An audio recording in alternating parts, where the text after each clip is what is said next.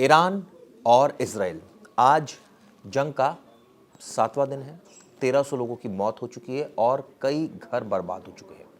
कल जो हमने वीडियो बनाई थी उसमें आपको बताया था कि दोनों देशों की सैन्य शक्ति क्या है, दोनों देशों के पास कितनी मिसाइल्स है, टैंक्स हैं।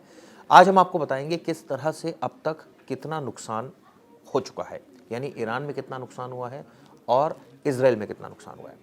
सबसे ज़्यादा चौंकाने वाली बात आपको बताता हूँ। दरअसल इस पूरे घटनाक्रम में 180 बच्चों की मौत हो गई है। वाकई ये आंकड़ा चौंकाता है और डराता भी है। आपको बता दूं, इस बाबत यूनिसेफ ने एक बयान जारी किया है। यूनिसेफ ने ईरान में चल रही मिलिट्री बढ़ोतरी से बच्चों पर बढ़ते असर पर गहरी चिंता जताई है।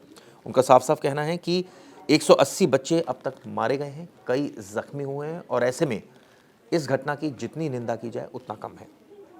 मरने वालों में 168 लड़कियां शामिल हैं, जिनकी 28 फरवरी को मिनाब के गर्ल्स एलिमेंट्री स्कूल में उस समय क्लास चल रही थी जब ये घटना हुई थी। हम सबको पता है कि लगातार कई मिसाइलें दागी गई, कई ड्रोन्स अटैक हुए, जिसकी वजह से ईरान में ज़्यादातर जो नुकसान हुआ है वो नागरिकों को हुआ है। एक रिपोर्ट के मुताबिक, जो कल हमने बनाई थी, उसके मुताबिक सबसे ज़्यादा मौतें नागरिकों की हुई हैं, उसके बाद सैनिकों की हुई हैं। लेकिन अमेरिका ने इस बात को डिनाई किया है। अमेरिका साथ साथ इजराइल ने भी इस बात को डिनाई किया है। खैर ये और बात है। हमने कल आपको बताया था किस तरह से बाकायदा ईरानी युद्धपोत को भी निशाना बनाया गया था और इस दौरान 150 से ज़्यादा यात्रियों की इसमें मौत हो गई थी। टारपीडो से हमला किया गया था। इस तरह की जानकारी निकलकर सामने आई थी। I'm once again calling on all members of the Iranian Revolutionary Guard, the military and the police to lay down their arms. They're only going to be killed. And now is the time to stand up for the Iranian people and help take back your country. You're going to have a chance after all these years to take back your country. Accept immunity. We'll give you immunity. And we'll be giving you really the right side of history, because that's what it is. So you'll be perfectly safe with total immunity, or you'll face absolutely guaranteed death. And I don't want to see that. They don't want to see it either. We also urge Iranian diplomats around the world to request asylum and to help us shape a new and better Iran with great potential. It's a country with great potential. There's much better future for Iran. It's now beginning. It's going to be, I think, a great future. And the United States will ensure that whoever leads the country next, Iran will not threaten America or its neighbors, Israel. अब आप सोच रहे होंगे इस पर भारत सरकार का क्या रुख है। दरअसल ये वॉर जो चल रही है, इसको लेकर अब जो विदेश मंत्री है जयशंकर, उन्होंने ईरान के विदेश उप मंत्री से भी मुलाकात की और अपनी संवेदनाएं व्यक्त की। खामेनेई की मौत पर भारत ने भी अपनी चिंता जताई। लेकिन सवाल ये उठता है कि क्या भारत सीधा दखलंदाजी कर सकता है? इसका जवाब है नहीं। उधर अमेरिका का बयान भी सामने आया। अमेरिका के राष्ट्रपति डोनाल्ड ट्रंप ने दो टूक कहा है।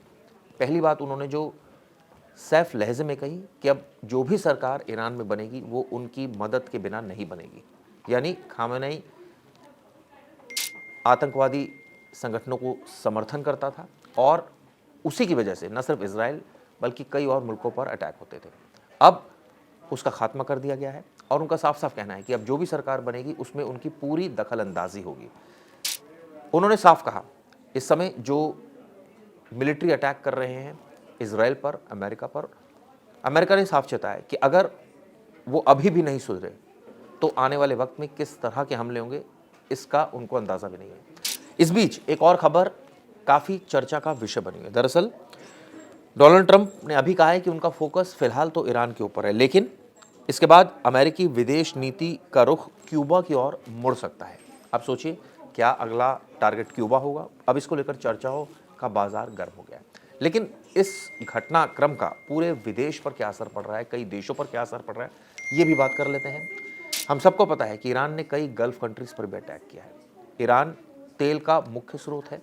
ऐसे में क्या आने वाले वक्त में वो इसकी सप्लाई बंद करेगा?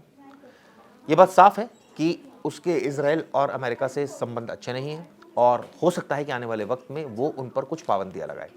लेकिन क्या ये करना उसके लिए संभव हो पाएगा, ये सोचने वाली बात होगी।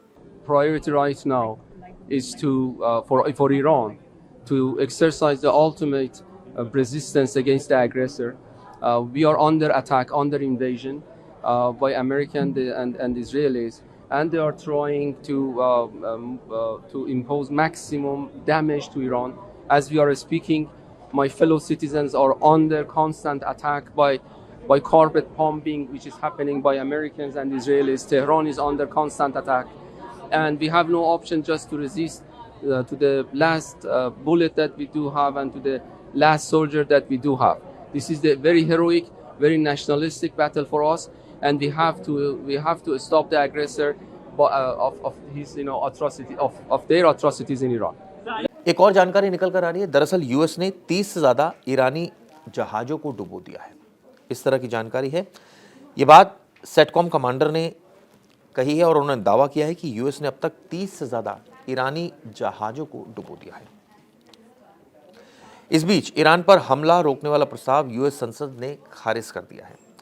इस तरह का प्रस्ताव कुछ जो मेंबर्स थे वो लाए थे, लेकिन उसको यूएस संसद में खारिज कर दिया गया है, यानी उनका रुख साफ है। ईरान पर हमले रोकने के लिए अमेरिकी संसद में प्रस्ताव लाया गया था और इसके लिए विपक्षी सांसदों ने वॉर पावर रेजोल्यूशन लाने की मांग की थी, लेकिन संसद में प्रस्ताव 212 वनिस्पत 219 से खारिज कर दिया गया। यानी साफ है, अमेरिका का रुख क्लियर कट है कि वो ईरान में यानी किसी तरह के समझौते को तैयार नहीं। उनका साफ साफ कहना है कि जो भी सरकार बनेगी उनकी दखलंदाजी रहेगी। इस बीच ट्रंप ने एक और बयान दिया है और इसको लेकर काफ़ी ये बयान वायरल हो रहा है। उनका कहना है कि ईरान की मिसाइलें और लॉन्चर अब सब खत्म होने जा रहे हैं। ईरान पर अटैक के लिए शुरू किए गए ऑपरेशन एपिक फ्यूरी पर ट्रंप ने ये बात बोली। उन्होंने कहा कि ईरान के पास कोई वायुसेना नहीं, उनके पास एयर डिफेंस नहीं है।